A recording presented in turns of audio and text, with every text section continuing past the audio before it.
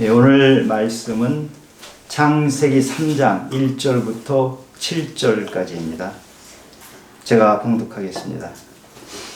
그런데 뱀은 여호와 하나님이 지으신 들짐승 중에 가장 간교하니라. 뱀이 여자에게 물어 이르되 하나님이 참으로 너희에게 동산 모든 나무의 열매를 먹지 말라 하시더냐? 여자가 뱀에게 말하되 동산 나무의 열매를 우리가 먹을 수 있으나 동산 중앙에 있는 나무의 열매는 하나님의 말씀에 너희는 먹지도 말고 만지지도 말라. 너희가 죽을까 하노라 하셨느니라. 뱀이 여자에게 이르되 너희가 결코 죽지 아니하리라. 너희가 그것을 먹는 날에는 너희 눈이 밝아져 하나님과 같이 되어 선악을 알 줄 하나님이 아심이니라. 여자가 그 나무를 본즉 먹음직도 하고 보암직도 하고 지혜롭게 할 만큼 탐스럽기도 한 나무인지라. 여자가 그 열매를 따먹고 자기와 함께 있는 남편에게도 주매 그도 먹은지라. 이에 그들의 눈이 밝아져 자기들이 벗은 줄을 알고 무화과 나무 잎을 엮어 치마로 삼았더라. 하나님께서는 하나님의 형상대로 인간을 만드셨습니다. 그리고 에덴 동산에 살도록 하시면서 모든 열매는 다 먹어도 되는데 딱 하나 선악과만은 먹지 말아라. 이렇게 말씀을 하셨는데 사탄의 유혹을 받은 하와 인간이 불순종해서 이 선악과 열매를 먹습니다. 그래서 죄가 인간들에게 들어오고 이 사람들은 에덴 동산에서 추방이 됩니다. 우리는 죄에서 벗어나려면 사탄이 어떻게 우리를 유혹하는지, 그 유혹의 실체, 또 사탄을 어떻게 대적해야 되는지 그것을 알아야 합니다. 오늘 본문은 사탄이 하와를 유혹해서 선악과를 먹게 하는 장면입니다. 3장 1절에 뱀은 하나님이 지으신 들짐승 중에서 가장 간교하니라 이랬어요. 뱀은 사탄입니다. 요한복음에 보면은 사탄은 거짓말쟁이요 거짓의 아비다 이렇게 말했고, 요한계시록에서는 사탄은 온 천하를 꿰는 자다 이렇게 말하고 있습니다. 사탄은 간교합니다. 간교하다는 것은 아주 영리하다는 것입니다.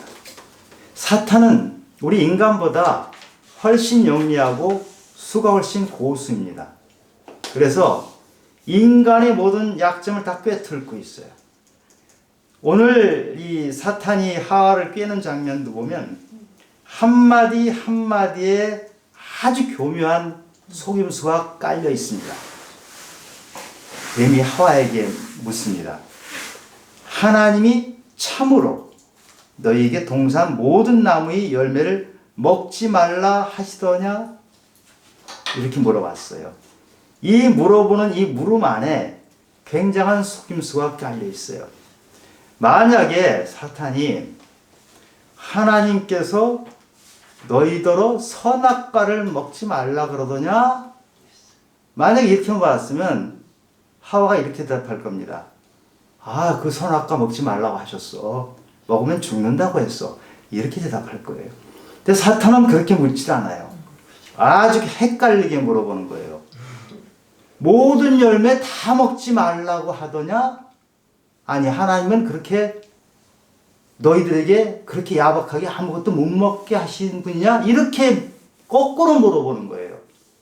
지금 사탄이 이 얘기를 하는 걸 하와가 들으면서 이상하게 좀 헷갈리는 거예요. 헷갈리게 만드는 게 사탄의 첫 번째 전략이에요. 거기다가 참말로 그러냐? 참말로 하나님이 그러신 분이냐?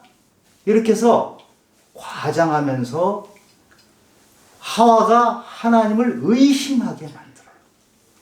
그러니까 애매하게 의심하게 만드는 것이 사탄의 첫 번째 전략이에요.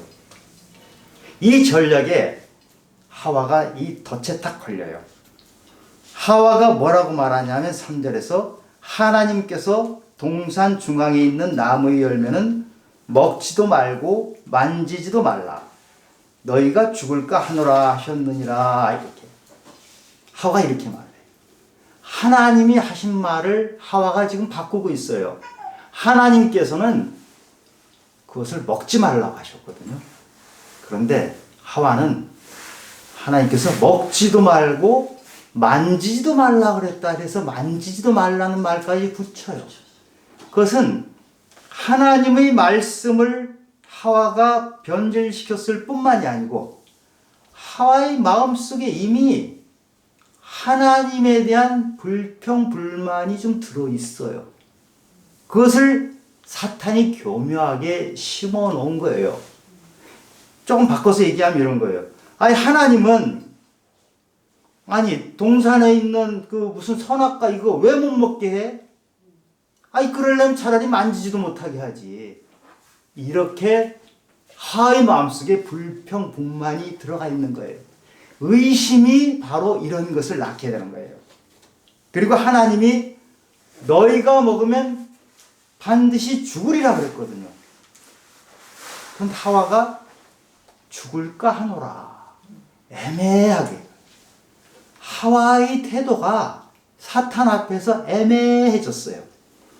애매하면은 사탄에게 100% 잡혀먹히는 거예요. 사탄은 이미 하와를 중요 타겟으로 삼고 하와를 노리고 있어요. 사탄은 항상 매력적인 모습으로 다가와요.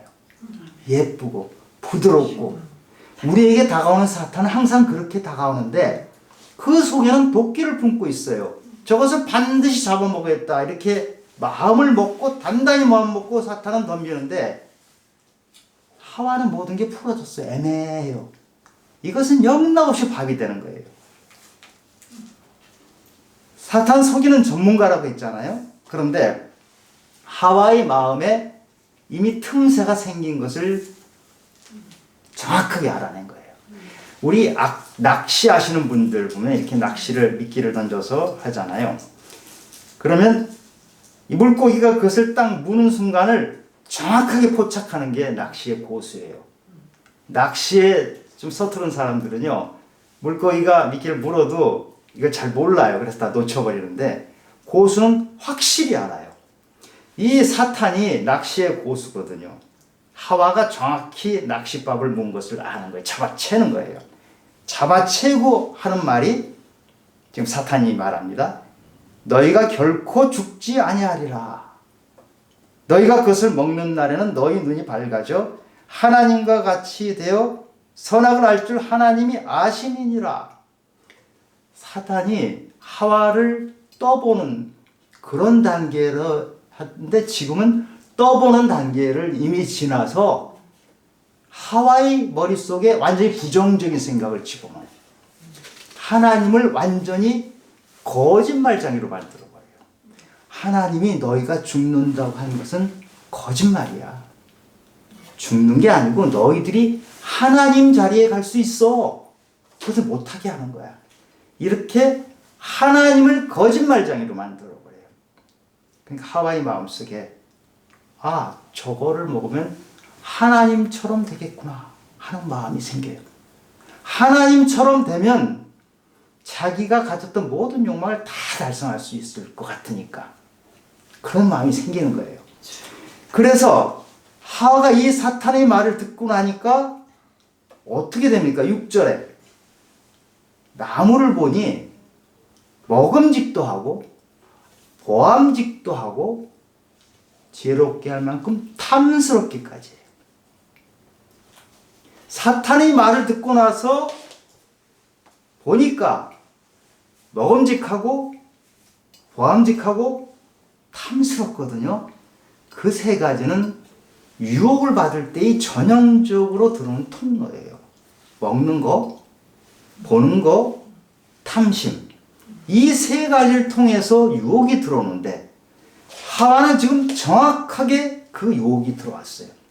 그래서 나무를 보니까 먹음직하고 보암직하고 탐스럽게 보였는데 지금 여기서 놀라운 것은 선악과를 보고 그렇게 느낀 게 아니고 나무 전체가 통째로 그렇게 보인 거예요. 선악과 열매가 많이 맺혀 있겠죠. 근데 선악과 하나하나가 그렇게 보이는 정도가 아니고 나무 전체가 그렇게 보여요. 그러니까 우리가 그런 말이 있어요. 어떤 사람을 사랑을 하면 그 사랑하는 사람 집이 이뻐 보이죠. 그리고 그 사랑하는 사람의 마을도 이뻐 보여요. 항상 머리에 떠올라요. 하와가 지금 이 선악과 나무를 보고 그렇게 된 것은 일종의 마취 상태, 중독 상태로 접어들어간 거예요. 사탄은 이렇게 우리 욕심을 자극을 해서 처음에 애매한 상태에서 그 다음에는 하나님을 부정하게 하고 그 다음에 하나님과의 관계를 끊어버리면서 이렇게 중독 상태로 인간을 만들어가요. 그런데 이렇게 하와가 사탄의 꼬임을 받아서 자기가 열매를 따먹고 그것을 남편인 아담에게도 먹으라니까 아담이 이렇게 넙죽 받아 먹어요. 그래가지고 두 사람이 눈이 밝아졌어요. 눈이 밝아진 결과 자기들이 벗었다는 것, 수치스럽다는 것을 알고 무화과 나무로 이렇게 가리죠. 그리고 나서는 에덴 동산에서 결국 추방되는 하나님 관계가 끊어져 버리는 결과를 맺게 돼요. 그러니까 사단이 말한 것이 일정 부분은 맞아요. 눈이 밝아진 것은 맞아요. 하나님 자리에 간 것이 아니고 관계가 끊어져 버려요. 일정 부분은 가짜예요. 사탄은 항상 진짜와 가짜를 교묘하게 섞어 놓습니다. 그래서 우리가 눈치채지 못하게 그렇게 하는 것이 사탄의 수법입니다. 하와를 유혹했던 이 사탄은 지금 우리도 유혹을 합니다. 끊임없이 유혹을 합니다. 그래서 베드로전서 5장 8절에서 근신하라 깨어라 너희 대적 마귀가 우는 사자같이 두루 다니며 삼킬 자를 찾나니. 사탄이 노리는 대상은 모든 사람입니다. 남녀노소를 구별하지 않고요. 믿음이 좀 낮은 사람, 믿음이 좋은 사람 구별하지 않고 다 공격을 합니다. 믿음이 좋은 사람은 아주 센 놈이 붙어요. 믿음이 약한 사람은 약한 게 붙고 적절하게 대상에 따라서 다른 사탄들이 달라붙어서 공격을 하는 거예요. 그래서 우리는 사탄의 정체가 무엇인지 어떻게 사탄이 유혹하는지를 이 선악과 사건을 통해서 알 수 있는데 야고보서 1장 14절 15절에서는 오직 각 사람이 시험을 받는 것은 자기 욕심에 끌려 미혹됨이니. 우리가 시험을 받는 것, 여기서 시험을 받는다는 것은 유혹받는다는 거예요. temptation. 유혹을 받는 것은 자기 욕심에 끌려 미혹됨이니 욕심이 잉태한 즉 죄를 낳고 죄가 장성한 즉 사망을 낳느니라 그랬어요. 사람이 유혹을 받는 이유는 뭐라 그랬어요? 자기 욕심에 끌려 미혹을 당한다 그랬어요. 멀리 딴 데 있는 것이 아니고 내 욕심에 끌려서 미혹을 받아요. 그런데 인간은 육신을 입고 있는 한 어느 누구도 욕심에서 자유롭지 못해요. 누구든지 다 욕심이 있어요. 욕심의 종류가 다르죠. 우리가 실패했거나 상처가 있거나 열등감이 있으면 그 실패한 거, 상처, 열등감을 통해서 사탄이 들어와요. 그런데 가장 교묘하게 들어오는 것은 우리의 성공, 내가 잘할 수 있다고 하는 것, 내가 장점이라고 하는 것을 통해서 들어오는 것이 사탄의 전략 중에서는 가장 교묘한 것이에요. 내가 성공했다고 하는 그것을 조심해야 돼요. 내가 돈을 많이 벌었다고 하는 사람은 돈 때문에 넘어져요. 내가 권력을 잡았다고 하는 사람은 권력 때문에 넘어져요. 목회를 하는 사람은 내가 목회에 정말 성공했다고 하는 순간에 그 사람은 사탄의 집중 공략을 받는 것이에요. 그래서 큰 교회 목사님들이 많이 쓰러지는 이유가 아주 센 사탄이 그 사람이 성공을 집중적으로 노리는 것이거든요. 다윗 얘기를 좀 해볼게요. 다윗은 전쟁을 해서 한 번도 진 적이 없는 사람이에요. 그 전쟁터마다 직접 다윗이 다 나갔어요. 근데 그렇게 전쟁에서 다 이기니까 이제는 직접 안 나가는 때가 있었어요. 다윗이 전쟁에 직접 나가지 않고 궁궐에서 낮잠을 아주 늘어지게 잤어요. 그래가지고 저녁 때 돼서 궁궐에서 어슬렁거리고 있는데 멀리서 어떤 여인이 목욕하는 모습이 보여요. 그런데 그 목욕하는 모습이 심히 아름다웠어요. 이게 함정이에요. 멀리 목욕하는 여인이 뭐 그렇게 아름답겠어요. 다윗의 마음이 이미 흔들려서 유혹이 들어가 있으니까 그 멀리 있는 여인이 아름답게 보인 거예요. 그래서 그 여인 바로 밧세바죠. 밧세바를 오라 그래가지고 밧세바를 잉태를 시키잖아요. 잉태하니까 밧세바의 남편까지 죽여버리는 아주 큰 죄를 저질러요. 다윗이 성공했을 때, 나는 전쟁에서는 이제 완전히 신적인 위치에 올랐다 하고 자만했을 때, 다윗의 급소가 바로 그 성공이라는 것을 노리고 사탄이 유혹한 것이에요.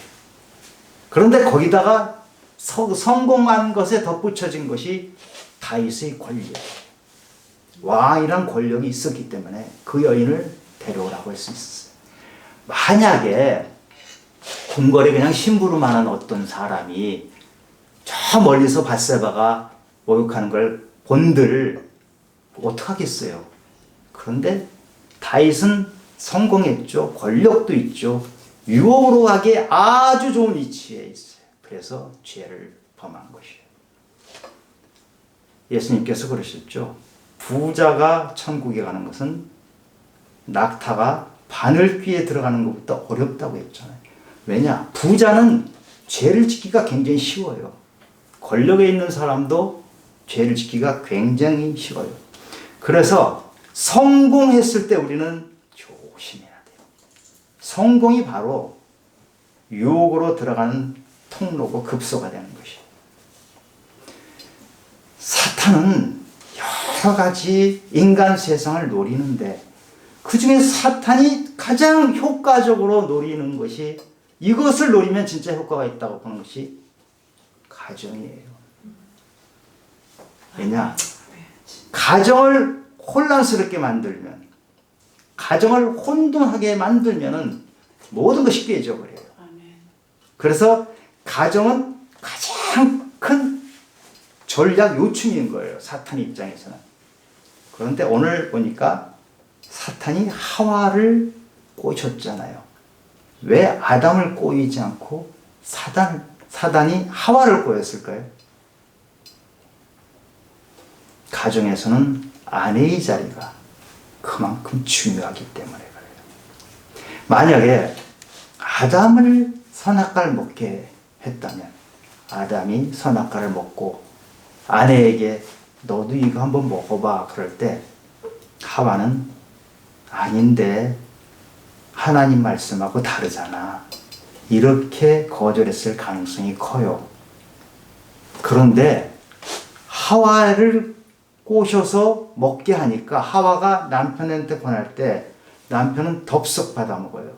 보통 여자를 통해서 유혹에 들어가면 남편들은 그냥 덥석 받아먹어요. 사실 하나님께서 선악과를 먹지 말라고 명령을 내리신 그 명령을 들은 사람은 누굽니까?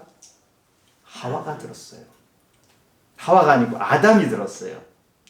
아담이 이 말을 직접 듣고 지켜야 되는 사람인데, 하와한테서 선악과를 건네받은 아담은 다 까먹었어요.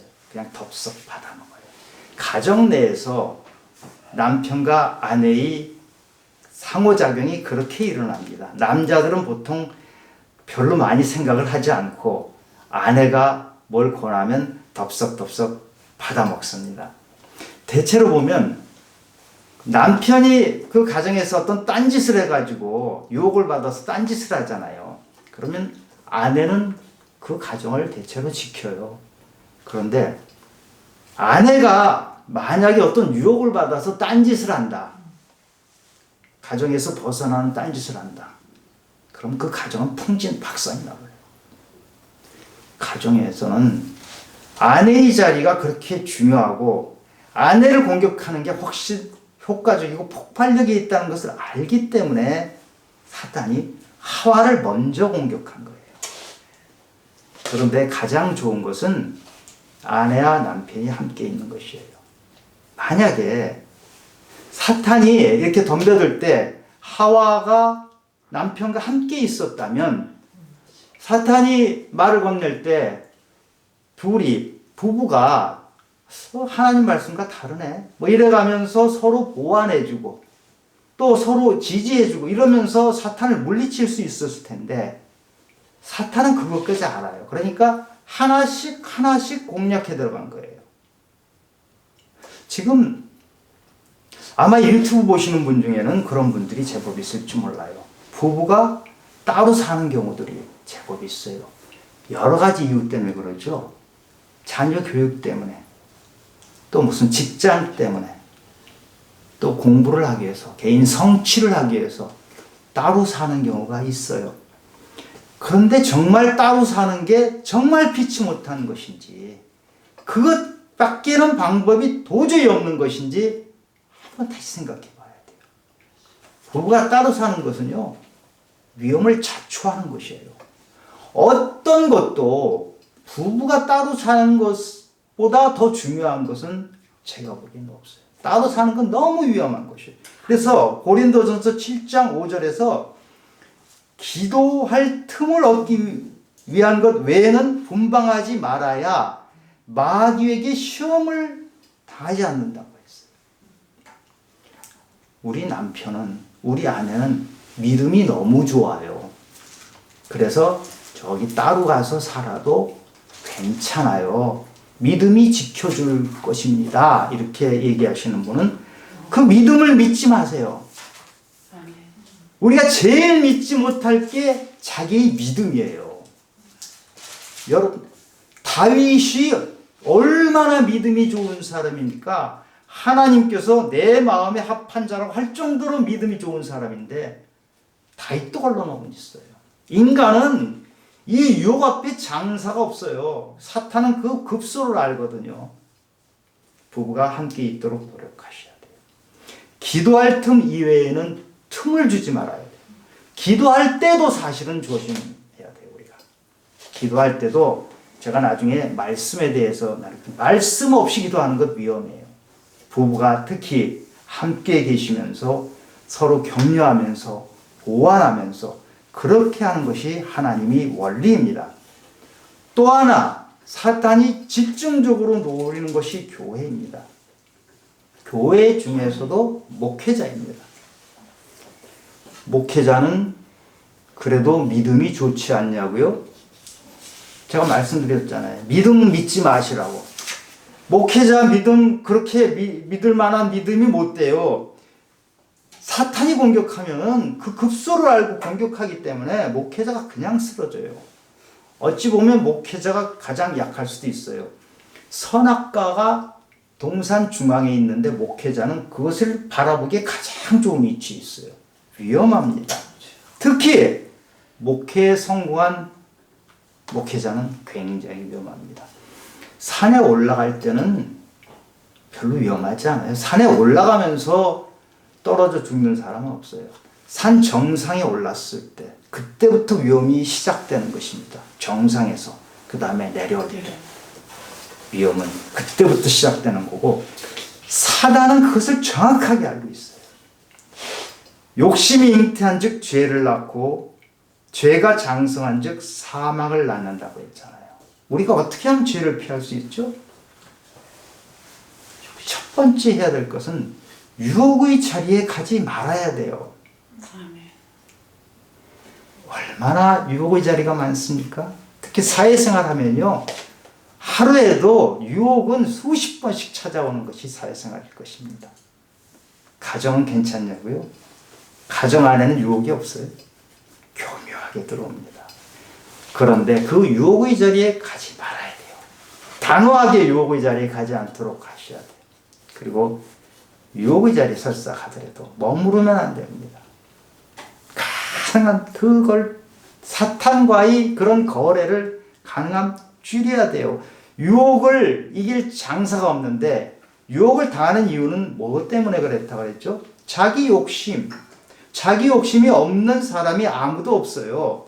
그런데 그 욕심이 언제 발동되는지를 가장 정확하게 아는 게 사탄이에요. 내가 나를 아는 것보다 사탄은 나를 더 정확하게 알기 때문에 내가 어디서 약한지, 어디서 넘어질 것인지를 정확하게 아는 사탄에게 자리를 함께 하면은 그거는 바보이 되려고 애쓰는 거예요. 근데 우리가 사탄이 유혹하는 자리를 가지 말아야 되는데 그렇게 됩니까? 그렇게 안 될 때가 많죠. 피치 못하게 그런 자리에 갈 수밖에 없는 때가 있어요. 그렇게 갈 수밖에 없을 때에는 그 자리에 우리를 초청한 그 사탄을 대적해야 돼요. 사탄을 대적하지 않는 순간 우리는 나의 욕심에 미혹이 돼서 이미 사탄의 밥이 되기로 결정을 한 거예요. 하와는 사탄이 말을 거니까요. 하와는 마치 준비된 사람인 것처럼 사탄에게 아주 좋은 대화를 나누잖아요. 이것은 사탄의 밥이 되려고 이미 준비된 거나 마찬가지예요. 사탄은 우리 욕심을 알고 덤벼들지만 미혹당하는 것은 우리의 잘못이에요. 마르틴 루터가 그렇게 말했어요. 새가 위에 날아다니는 것은 어찌할 수 없어. 그건 내가 어떻게 할 수 없는데 새가 내 머리에 앉아서 둥지를 트는 것은 그것은 피할 수 있는 것이고 둥지를 틀었다면 그것은 내 잘못이에요. 우리가 미혹을 당하는 것은 바로 내 잘못이에요. 다윗이 그날 좀 피곤해서 낮잠을 잔 거, 그리고 이렇게 어슬렁거리는데 멀리서 여인이 보이는 것. 뭐 보이는 거 어떡하겠습니까? 거기까지는. 근데 여인이 보였을 때 다윗이 눈을 돌린 게 아니고 유심히 그것을 봤겠죠. 관찰을 했겠죠. 그러면서 온갖 상상을 애쓴 겁니다.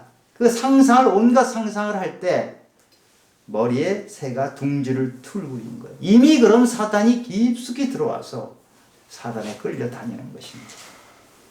우리가 사단을 어떻게 대적해야 됩니까? 우리에게 무기가 있어요. 성령이 검인 말씀으로 대적을 해야 돼요. 말씀은 살아있고 운동력이 있고 예리하기 때문에 사탄을 물리칠 만한 권세가 있습니다. 하나님이 말씀을 가지고 물리치셔야 돼요.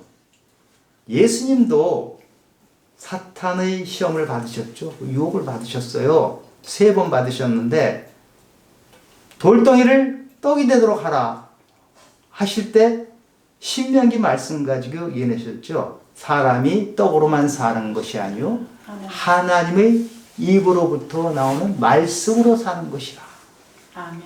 그 다음에 성전에서 뛰어내리라 할 때도 역시 신명기 말씀, 신명기 6장 말씀으로 이겨냈죠.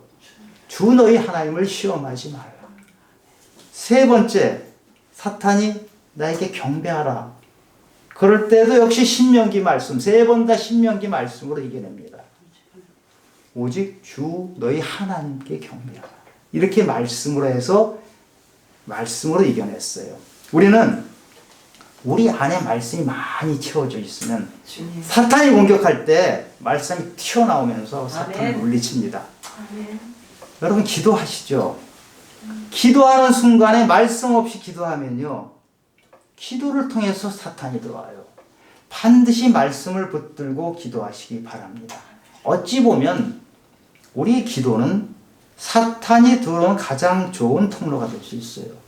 기도할 때 우리는 많이 연약해진 상태에서 원하는 것이 있고 간구하는 상태에서 붙잡고자 해서 기도하잖아요. 그런데 말씀이 없이 그렇게 할 때 내가 뭘 붙잡냐 하면 하나님을 붙잡는 것이 아니고 사탄의 다리를 붙잡는 경우예요. 반드시 기도할 때는 말씀을 가지고 기도하시기 바랍니다. 대부분의 죄는 죄인 듯 아닌 듯 애매한 상태로, 오늘 하와가 처음에 애매하게 했던 것처럼 애매한 상태로 들어옵니다. 그런데 그 죄가 점점 자라게 돼요. 그래서 우리 보통 속담에 바늘도둑이 소도둑 된다 그러잖아요. 그것이 영락없이 맞는 거예요. 우리가 쥐를 잡으려고 쥐약을 칠 때 맛있는 음식에 쥐약을 처음에는 조금 칩니다. 그러면 쥐는 맛있는 음식 때문에 쥐약이 있는지 모르고 먹죠. 그런데 점점 쥐약을 센 쥐약을 치면은 그 쥐약을 먹고 쥐는 몇 번 그렇게 먹다가 죽는 것입니다. 죄란 것은 처음에는 아주 약한 것으로, 별것 아닌 것으로, 이 정도는 괜찮지. 저도 사회생활을 오래 해서 잘 압니다. 괜찮지 하면서 오는 것이 뭔지 그렇게 들어오는데 그것이 점점 강도가 세지면서 하와가 하나님을 부정하는 데까지 가버리잖아요. 그래서 그걸 덜렁 먹잖아요. 거기까지 이르게 하는 게 바로 죄입니다. 저는 제가 사회생활할 때 제가 죄로 가는 길을 막아준 것은 제 아내입니다. 우리 아내는 얼마나 깐깐한지 몰라요. 저는 연약해요. 저는 괜찮아. 뭐 그럴 수 있잖아. 그런데 저 사람은 아주 단호하게 끊도록 해서 견딜 수가 없어서 제가 죄 유혹에 안 간 적이 많습니다. 죄의 유혹에 우리가 작은 죄라도 죄의 유혹에 빠져서 죄를 짓잖아요. 작은 죄를 짓는 것 같을 때 바로 그때가 우리가 돌이킬 때입니다. 작은 죄라 그래서 가만히 있으면 방금 말씀드린 것처럼 커지거든요. 망설이지 말고 죄를 끊어내야 돼요. 우리가 술을 먹는 사람이나 마약을 먹는 사람이나 도박을 하는 사람이나 중독에 걸리는 그런 사람들은 그것을 끊었을 때 금단 증상이 있어요. 금단 증상. 끊었을 때 힘이 들어요. 그래서 못 이기는 거예요. 그런데 죄도 금단 현상이 있습니다. 죄를 끊으면요, 끊는 것이 굉장히 고통스러워요. 죄 자체가 나를 상당 부분 얽어매요. 얽어맨 것을 끊어내려면 상처가 생기고 아파요. 그것을 견뎌내야 돼요. 그래서 혼자는 어렵고 말씀을 가지고 이겨내는 거예요. 때로는 피가 나요. 그럴 때 하나님께 매달려야 돼요. 회개를 해야 돼요. 회개를 한다는 것은 말로 해서 하는 것이 회개가 아니고, 회개한다는 것은 가다가 잘못된 길을 가다가 딱 스톱해서 되돌아서서 거꾸로 가는 거예요. 그것을 과감하게 단호하게 하지 않으면 우리는 죄를 이길 수가 없습니다. 하나님의 말씀이 내한테 들어와야 되지만 그 말씀을 정말 붙잡고 마음을 단단히 먹고 금단 현상을 이겨내는 각오를 하지 않으면 우리는 죄에서 결코 이겨나갈 수 없습니다. 그리고 이미 죄를 지은 거에 대해서는 하나님께 용서를 구하시기 바랍니다. 하나님은 이미 지은 죄는 다 용서하십니다. 하나님 앞에 나가서 무릎 꿇고 용서를 구하면 하나님께서는 우리의 상처까지도 만져주시고 아물게 해주시는 분입니다. 그래서 죄를 붙잡고 있지 말고 회개하고 하나님께 나아가서 용서를 받으면 우리는 깨끗한 몸으로 마치 빨래에서 하얗게 되는 것처럼 하얀 세마포 깨끗한 옷을 입고 다시 한번 출발을 하는 겁니다. 그런 이금의 축복이 우리에게 있길 바랍니다. 사탄의 권세를 꺾어내는 말씀이 우리 안에서 역사해서 우리가 그렇게 호락호락하지 않는 존재라는 것을 사탄에게 경고하시기 바랍니다. 이 모든 말씀 예수님 이름으로 축원합니다. 기도하겠습니다. 하나님 아버지, 하와를 사탄이 꼬인 것처럼 우리도 살아가면서 항상 사탄이 우리를 공격하는 것을 느끼고 알고 있습니다. 우리가 그 사탄에게 지지 않도록 도와주시옵소서. 유혹의 자리에 가지 않도록 도와주시옵소서. 설령 유혹의 자리에 있다 하더라도 사탄을 대적할 수 있도록 말씀을 채우는 삶을 살아낼 수 있도록 도와주시옵소서. 아멘. 성경이 우리 손에서 떠나지 않게 해주시고 아멘. 성경 말씀이 진정은 무엇인지 우리가 아멘. 깨달아 알도록 도와주셔서 사탄이 이 세상에 권세를 잡지 못하도록 우리가 하나님의 유능한 일꾼으로 담대한 일꾼으로 거듭날 수 있도록 도와주시옵소서. 이 모든 말씀 예수님 이름으로 기도드렸습니다. 아멘.